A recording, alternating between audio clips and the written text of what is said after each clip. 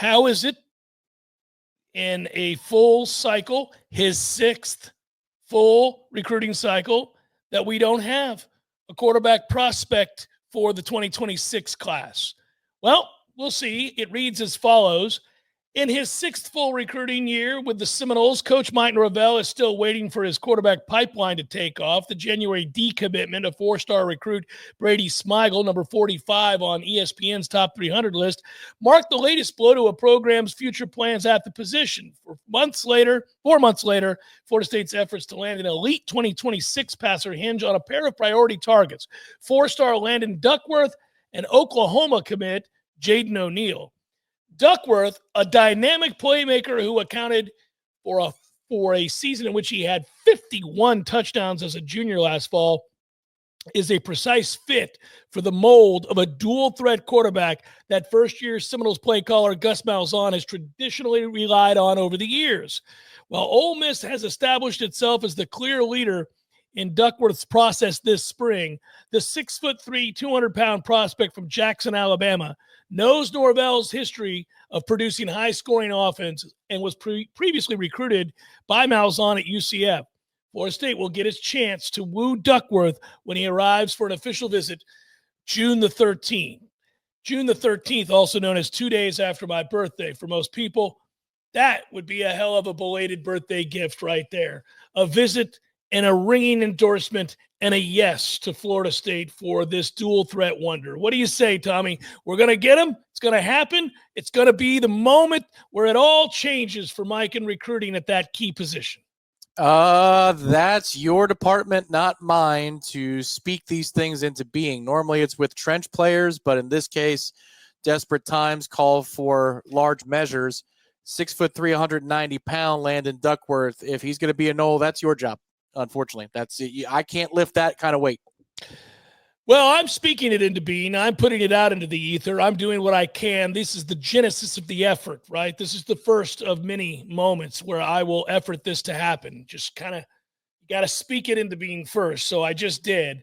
I've never seen this kid play, but I'm going to assume he's really good. He had 51 touchdowns his junior season. Let's assume he's pretty talented. And I don't know, man. I've wondered about quarterback recruiting. I've wondered, since we're trying to solve for the future, about receiver recruiting, what it's going to look like in the system that we're running with the coaches that we have. On the one hand, I think you could make a great argument for a player like this, a dual threat quarterback, to singularly focus on a guy and say, look, your skill set is the very thing we're after. We're looking for a guy that can be a premier runner, but also can make those throws from the pocket. You're our guy. We think that you'd put up massive numbers in our system. And maybe that would appeal to him. You know, I mean, if he's a dangerous runner who doesn't want that aspect of his game to fall by the wayside and be a cookie cutter pocket guy. I mean, nobody really runs that anymore. Even places that run a different offense like to have the option of a quarterback running the football. We see it all the time with the read stuff. And so I would think that might very well be something that they could cash in on. At the same time, we do know that if you want to throw for 3,000 or 4,000 yards at a place, it ain't going to be here. So that's you might lose out on some guys that way. Yeah, this is an instance where I'm practicing patience on my own and specific to this position. They like what they have in Sperry. We'll see what, again, Mike Norvell is speaking in the offseason about Brock Glenn highly. I do think his skill set fits what we're trying to do here because he's fairly mobile. Yeah. I think they're okay there at this moment. I don't feel like they desperately need a 2026 quarterback to make the program go round. In a cycle compared to their peers, they need a commitment. I think that's the premise for this article is, you'd like to have a quarterback in every class, and Florida State doesn't have one, and they really, really could use one. Fair. But just as if you're taking the big picture view of the program, quarterback recruiting specifically, I'm in wait and see mode because this is a different offense. And I'm not trying to skirt poor recruiting by Florida State. It's just, this is a separate issue, separate position that's going to be a specialist position more than a skill position, if that makes sense. Because I feel like the quarterback under Gus is more of a specialist rather than somebody who is, like we've had for 30 years. We're trying to be a pro pipeline. That's not the case anymore. I just think it is further. You're right. Patience is necessary. It's just that he's failed. He's failed so often to get a quarterback and to find somebody or to retain a quarterback. It's like you get one, everybody got excited about, and then now you've lost him. Talking about Kromenhoek, that he was a high-profile quarterback that you landed, and you had to fight off some pretty big names to do so. And, of course, that didn't last very long, and they just have not found a guy that you feel great about. And it's hard because you'll watch Miami, and they're going out and bringing in these transfers, and ththese are high-profile kids. And turns out bringing in Ward was a big damn deal. Number 1 pick in the draft, had an incredible season. Be nice to have somebody like that at the most important position on the field. If Carson Beck ends up being healthy and having a great season, the impact of not being able to bring in quarterbacks is going to be felt even more. And, they've got a guy in DJ Lagway at Florida that has that entire fan base over the moon believing about the possibilities and what they could possibly do with that schedule in the SEC because of their quarterback, because of the leader and the focal point of the offense that he is. So it is maddening that we don't have a guy, still don't have a guy that Mike recruited. If you want to take a look at the entirety of his tenure, sure, you can discuss that as a failure. Unfortunately, it's moving the goalposts. I understand it, but that's also the reality of it. Is you brought in a new offensive coordinator with a new philosophy. So to me, it's starting fresh at that position. Now, if you want to complain about the lack of consistency in defensive line recruiting, defensive end recruiting, linebackers, safeties, offensive line, tackles, basically any other position, I'm here for that discussion. I do feel in this offense, while you want somebody who's all world, of course you do. You don't need somebody who's all world at that position in this offense. You need somebody who understands how to run the hell out of the offense that Gus wants to run. But I will be more harsh in solving for the future of Florida State's program and recruiting if we continue to whiff on high-profile 4 and 5 stars in our backyard, in the trenches, and in other important positions, because there is no level of specialty at the other positions where I say you shouldn't land a player of high caliber. You could maybe list receiver. I still think in Gus's offense, he's going to have a featured player or two. They might not have the total targets, but they're going to have the production, and they're going to get the snaps. So I think that makes it attractive to a top-flight receiver. The only other position I think that changes a little bit here might be linebacker, but linebacker is all the more important than it was before. Tony White's defense, linebacker is critically important. So you should do better at linebacker. Just quarterback is the one I would say for checks and balances slides back a little bit.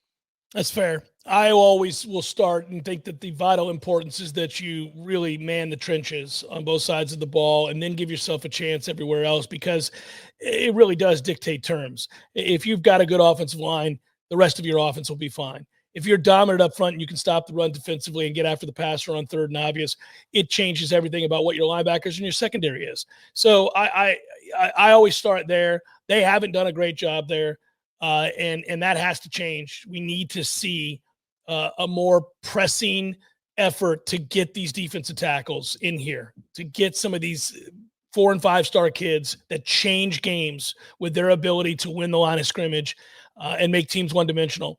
And I worry about us right now in that situation. We've seemed to piece this together for now, for this year, but I think we both agree going in, we're lacking some quality depth at a very key position. Yeah, I think across both sides of the trenches, because you're front loaded this year, but what happens if you suffer 2 injuries on the offensive That's what line? I mean, yeah. Now, I will say there's a skill to closing and there's a skill to recruiting, and they're not necessarily all in line with each other. It would seem right now in terms of the legwork being done that Herb Hand is pounding the pavement hard and turning over a lot of rocks to see what kind of offensive line talent he can bring in. I've been impressed with how active he seems to be in that regard. Doesn't mean he's going to close. Pot roast, on the other hand, if we're saying who's hot, who's cold in the solving for the future, a little bit cold right now. That doesn't mean that he can't close and Florida State doesn't end up with a good class. There's a lot of purgatory around here. There's a lot of being stuck in the middle, and this is limbo, as you like to say. There's a lot of that going on right now. If I read an article that says who desperately needs defensive line recruiting to get better, Florida State ranked number 1, that would evoke way more emotion out of me than this particular position. That article could have been written. It could have, and I would have been. Damn it, Eli is correct, or whatever the guy's name is. But in this case, I'm like, I don't know. I think. Well, when you know what it is, it's you accurately described it as being in limbo, which is never fun. Because to me, the whole thing is like, look, you're just not going to be on the radar for elite prospects until you do something about 2-10, and you can't do anything about 2-10 until you play the games this fall. And so you just kind of remain in a tough position. I think that even if you were fervent in your efforts to beat the pavement and, try to do everything under the sun to get good, high-quality kids in here on the offense and defensive line right now, you're just going to face certain obstacles you can't overcome because of the record. Well, and the first chance for this staff to really wow you comes in the next 6 weeks, because they're hosting a slew of official visitors. You listed the Duckworth one on the 13th, but they've got a big weekend coming on the 30th. We discussed some of those offensive linemen, one out of Clearwater, one out of Bradenton, that Florida State is in on. But over the span of about 5 weeks, they're doing 50, 60 official visitors, something like that. In the last few years, nothing really happens during that month. You might get a couple of July 4th commits, but it's nothing crazy. But maybe with these official visits they have over the next 5-6 weeks, we are impressed with what they're doing. This is their first opportunity. To your point, I'm not expecting much because you're coming off a 2-10 and you're going to have to prove it to kids unless you want to drop a bag early to secure that early commitment and hope you hold on to it. But we'll see. We'll see what happens, because this is the part of the year where when you're in list season for football, you're also in recruiting season for football. So we'll see what they do between now and the end of June.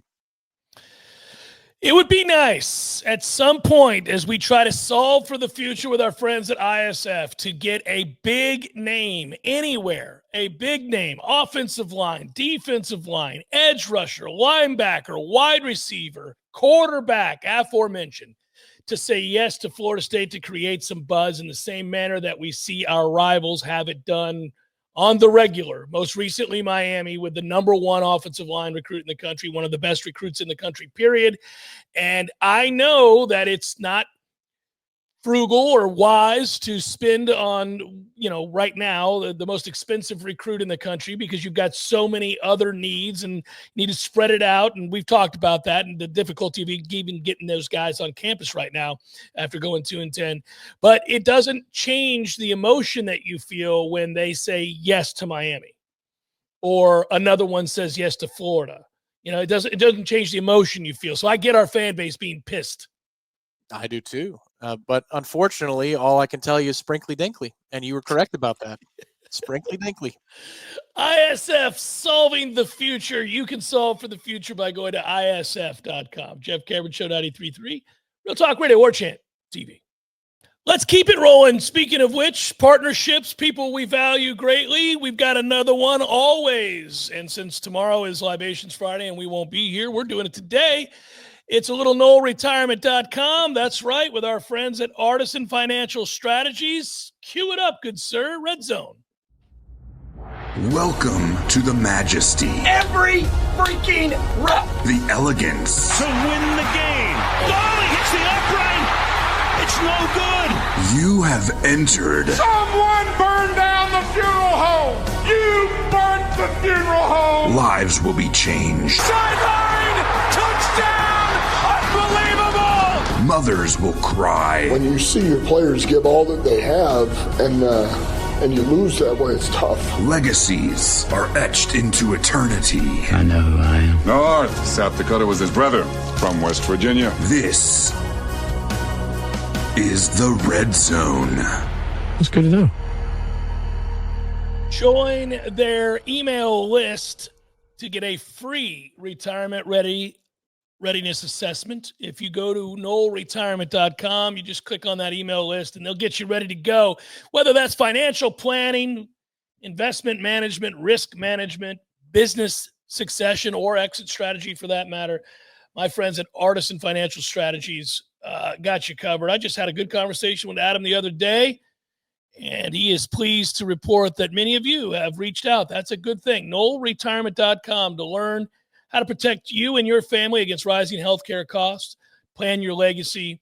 They've got over 30-plus combined years of experience at Artisan Financial Strategies. Great team, access to all the best services, NoleRetirement.com. First down, Tom, what do we got? All righty, first down. I'm going to get right to it. When we reconvene on a Tuesday for the bonus hour, are we talking about top 8 national seed Florida State baseball, or are we talking about regional host and top 16 seed Florida State baseball? Ooh. Yeah, man, I'm torn. You got me on first down. So I'll explain the bracket out for those that aren't paying attention because the ACC tournament's convoluted. Florida State does have a good RPI opportunity tomorrow at 3 p.m. when it takes on Duke. A couple of Cinderellas have made their way into the quarterfinal round. Cal has made it all the way through as the 16 seed. Boston College has made it through as the 14 seed. Boston College is playing North Carolina, and Cal, I think, is playing Georgia Tech. But we are playing Duke, and Duke is a decent RPI team. If we were to beat them, we get another crack at North Carolina. So the opportunities are there if Florida State even were to make the final to be a top 8 national seed with the RPI to go along with it. So those are the stakes right now. Yeah, what you're asking is whether or not they're going to win the first 2 games they play, the quarterfinal and semifinal game. So are they going to do that? And to do it, they'll probably have to beat, well, we know they'll have to beat Duke and then likely have to face North Carolina. What I wouldn't give to have the opportunity to face North Carolina again here. I think they would be excited to do so. Now, it would be Mendez who would be pitching yet again against North Carolina in all likelihood, would it not? No, it'd be Vellini. It'd be Vellini. So Link was non-committal on who actually would start tomorrow's game. I don't know at the time that we're talking that has changed. He said it was going to be dependent upon the opponent. I said the quiet part out loud that all 3 of his starters are in play for the game against Duke, which he didn't know who the opponent was going to be at the time. But yes, North Carolina would be game 2. So I think without a doubt, you're getting either Vellini or Arnold in that slot. It's just a matter of who the Duke starting pitcher is going to be. I really like the outlook there, and that's fine with me. Yeah, wait and see whatever the best matchup is. Obviously, Mendez fared very well against North Carolina. That's something to consider. But at the same time, I mean, I'm curious to see the decisions he makes here. You got to win the 2 games. So I think here's the issue is, obviously half of the quarterfinals are today. This is where you get the 1 seed and the 4 seed playing with the double buys. Tomorrow you get the 2 and the 3. You can't start Jamie as late as Sunday. You can't do that because you're going to start him in the regional on Friday or Saturday, one of those 2. You're not going to give him short rest. So if Jamie's going to pitch, it's going to be against Duke or it's going to be against North Carolina. You could maybe toy with Mendez in one of those spots, but I don't think you get uber fancy here as to who one of your starters is. And also, just to give RPI actual numbers, Duke is 29th in the RPI. At the time we play them, they'll be top 30. There might be some movement overnight. North Carolina currently sits at number 7. So those are 2 massive opportunities. Florida State currently sits at 15th. Yeah, so we've moved around. We've gone down from 13 to 14 to 15 now, and obviously you got to get some wins to feel comfortable with any kind of projection of a top 8 national seed. You can't just go up there and lose your first game. Remember, this year is a single elimination. You're done. You lose, you're out. So if they lose tomorrow, that's it. That's all. Thanks for playing and have a good day. And at that point, Tom, we'd be talking on Tuesday in all likelihood of being just a top 16 national seed, and you'd be a host, and then you'd be on the road in all likelihood, unless the counter across from you were to falter, and that's what you'd have to hope for. Actually, oddly, I know what happened. I know what transpired against North Carolina. I think the rest has probably done this team good. I think it was good to kind of get away. and to have ended that series with a win and a gut check win. I don't know. Maybe they've unburdened themselves now, and I also feel like the rest was needed from Jamie. So it'll be curious to see. You're right. How they stagger this, I don't know, but I think we're going to get a good version of Jamie. I really do. Whenever it is he pitches. Yeah, I think Link has been pretty transparent, with his assessment of the team, what they are, what they aren't. Ever since he took the job here, he's pretty open about that. We talked a lot about that with Mike Norvell in spring camp. Like, he didn't have to be without the access, but he was pretty straightforward. Link thought that Sunday game meant a lot for the mentality of the team. The Saturday game against North Carolina, the final of the series. And I think it did. I think he's absolutely right. I think we're going to play well against Duke. I don't know that it's baseball. You might lose, but I think we're going to play well for as long as we're in the ACC tournament. I think there's a really good shot that they're playing in the championship game. And if you were to play in the championship game, and you get either Clemson or Georgia Tech, you're talking about another top 20 RPI opportunity where even by playing the game, your RPI should be bolstered a little bit at that point. So I think they're underdogs, obviously, to be a top 8 national seed, but maybe if Link his hunch is right, then they flip the switch and you might see something pretty cool over the next few days. Isn't it funny? I mean, I think this happens more in college baseball, certainly, than pro baseball, but I don't disagree with you or him. I think it did mean a lot. I could tell their reaction, his comments afterwards, the way the team celebrated after a win in which they still lost the series overwhelmingly. But that win seemed to have done something for them. I don't know how you would be in that position after they've had the season that they did. Let's not forget they went into the series against North Carolina as a team that was in control of their own destiny in terms of the seeding, the regular season title. It was theirs if they had won 2 out of 3. But it was bizarre to me that why were they hamstrung by doubt? It really is interesting to me because they got overwhelmed. They were besieged by doubt. It was bizarre. And had they done what they were supposed to do, they'd probably be sitting around 6 in the RPI right now. And you could even weather a first round exit and still be a top 8 national. Yeah. But now you have a lot of work to do. It would go a long way, I think, for them psychologically if they could get through this one on Friday and then, throw the hammer down and beat North Carolina in a 4th matchup. That would be something very, very important. And we'll see. I would imagine North Carolina is going to be saving their all-world pitcher because since you get the benefit of playing Boston College in your game tomorrow night, because they play in the nightcap tomorrow, I would think that you're going to have to deal our guy Jake Knapp his first loss of the season in order to go to the championship game. But if you did that, man, that would catch the eyes of the committee too, because not all wins are created equal.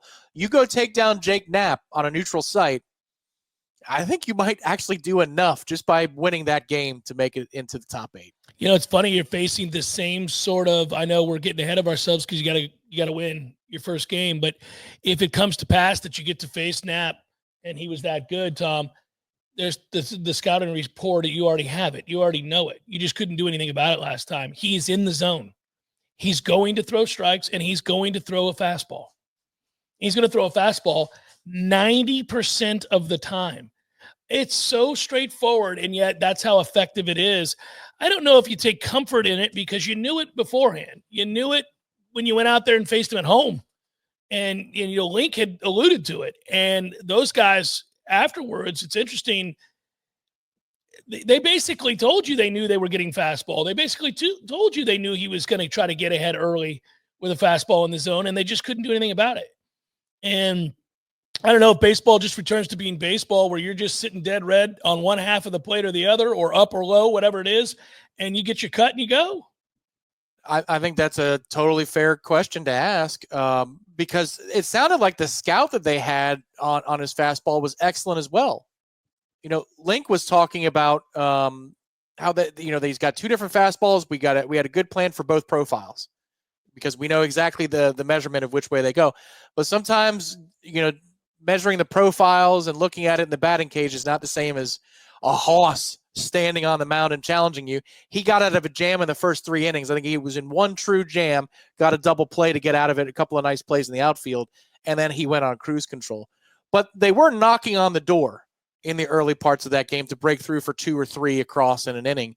Yeah, I hope they win. I mean, of course we always do for Florida State, but I hope they beat Duke because I want to see that tilt again, and I want to see if you can measure the improvement, if you can see measurable a difference in their approach against North Carolina and against that pitcher a second time. I mean, it'll be after the fact. It's just one cherry on top to the point we're making here. I would say that I think it's interesting that Link seemed to suggest that he knew the variance in the fastball, but he wasn't certain that it was a different fastball.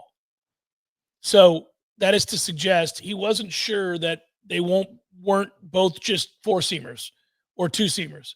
Like, he didn't seem to understand. Well, this is not belittling. He said that the fastball behaved differently. He just wasn't sure if it was a different fastball. That's interesting to me. For all of the work that they put in and do, that's how deceptive that kid's fastball is. They're not real sure if he's changing the grip on the fastball or not. It's just they know it's a fastball, and they tend to behave differently at times. That's weird. Well, they were consistently under it. So, I mean, that's the cliche about late life and all that kind of stuff, right? I mean, that's what that is. But it was consistently under the ball. I hope they get that matchup because clearly we have a great scout. If you're listening to this on Thursday, listen to it again on Saturday morning ahead of our game with North Carolina because we're all about it. So, no, I'm assuming you're saying that we're a regional host and a top 16? I don't know. I'm starting to feel better the more we talk about it. I kind of feel like we're going to win the ACC tournament all of a sudden. Oh, okay. I do. I kind of feel like I do. I think they unburdened themselves with that win. I don't know why. I can't judge the psyche, and I do. Listen, I said earlier this week, I don't like that Link, if any one thing is off in their preparation, there's a weather issue. There's something with the scheduling conflict, and they switch it to Thursday, Friday, Saturday instead of Friday, Saturday, Sunday. Whatever it might be, they have a delay at the airport.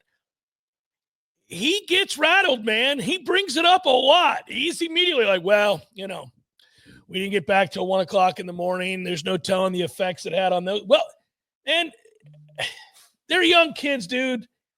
They can go play at 9 a.m., 9 p.m. I think they're going to be all right. I don't see it the way that he sees it in that regard. He was talking about the jet lag for weeks before it happened, and I feel like that's self-fulfilling at some point. Too. Yeah. I do too. I don't think it's a smart move, even if you feel that way, and if you believe it, and if you've got the data to shove in my face to tell me I'm wrong. Fine, don't tell your team that. Mike Martin used to run frightened of the atmosphere at Clemson. We would sit down and talk preseason. There was a stretch in time where Clemson was our chief rival, not named Miami in the league. And he would be like, oh, those Clemson fans are the worst, man. We got to go up there and deal with that this year. It's series is up there this year. I'd be like, and it's baseball. None of them are throwing or catching or running or hitting. Come on, man. But it just drove me nuts. Red Zone, Artisan Financial Strategies, our friends. You can go check them out, NoleRetirement.com. That is NoleRetirement.com to plan for. Yes, I have a second down. That was only first down, man. That's holy moly! Yeah, that was the longest first down we ever had. My bad.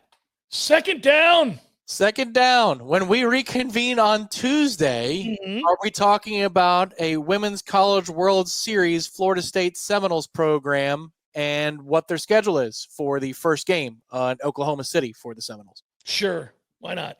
I think so too. To a lesser drawn-out discussion point, I think losing that first game the way they did to Auburn had them seeing ghosts. For them to conquer those ghosts and win the game 7 of the Tallahassee Regional last week, was a humongous moment for their psyche, and it puts them in a position to handle a pitcher that they did handle okay in Clearwater when she pitched. Kennedy did for Stanford.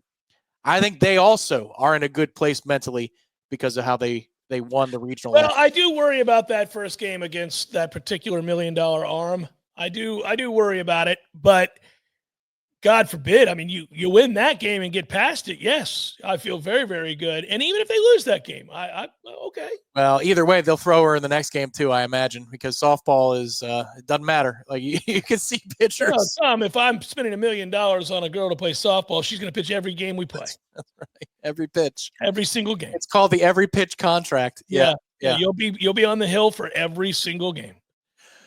Third down. Memorial Day is for serious remembrances, but it also is for barbecues on a Saturday or a Sunday. So if you had your druthers and it was cooked to perfection, would you rather have a burger or a hot dog? Cooked to perfection, I want a burger. Okay. But both are fine options. And why would you settle on just one? I will have both on my grill. My mother is coming into town. We are going to do up a rather sizable cookout. And I'll do you one better on this third down. I'll have burgers. I'll have dogs. I'll have fish, shrimp, and maybe a steak or two. We're going to have it all grilling out on the back deck at the Cameron household, buddy. Fair enough. I would, yeah. If you didn't have salmon or some sort of fish on the grill, it wouldn't be your barbecue. Listen, I end up purposely overspending, overcooking, not, I don't mean in terms of temperature, but it comes in waves.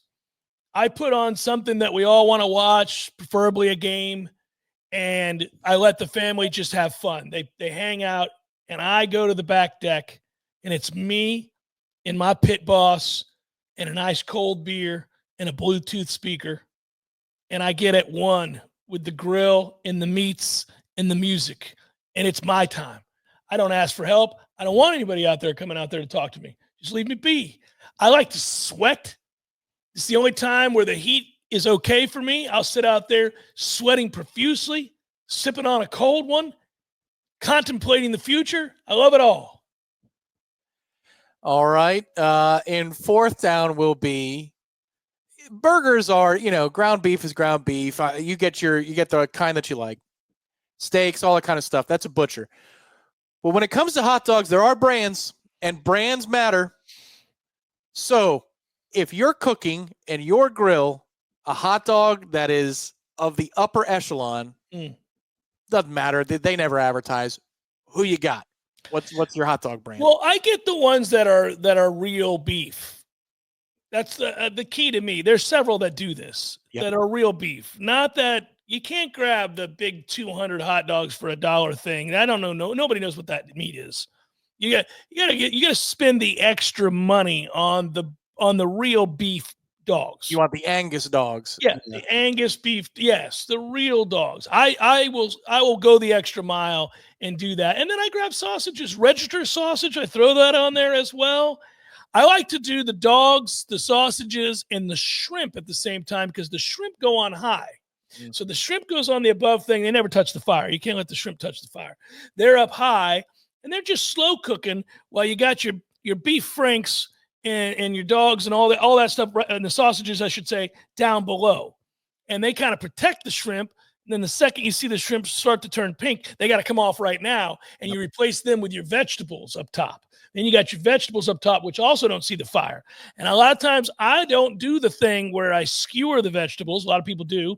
I don't. I lay them flat across, sometimes on obviously a cooking sheet or something like that that's able to withstand the heat. I'll go that route. So I got a system, Tom, just like I have a system for prepping for football season. I have a system for grilling the various types of meats and vegetables that you're going to need on any given good, proper Memorial Day cookout. Fair enough. I would say for those of you that are shopping this weekend, if you want to try a different brand, Sabrett is the most fantastic ballpark-style hot dog that you can get. See, it's the beef casing Sabretts because they're big enough. It's like a big league, concession stand dog. If you don't care about that and you just want the flavor, Hebrew National. That's the way to be. I've done Hebrew National for years as well. You're right about Sabrett. I would say, what does Bill use? A lot of people, what would people do that? What would Bill do at Corner Pocket? I've asked him, and he says it's just from his distributor, so it's not necessarily. I don't think Bill wants to tell you the secret. They are unbelievable. They are unbelievable. They're perfect dogs. Low key, the Boar's Head ones are very, very good as well. So there you go. You guys have a lovely Memorial Day, and that was a proper red zone. I enjoyed that one very much. NoleRetirement.com. It's Jeff Cameron Show, 93.3 Real Talk Radio and Warchant TV.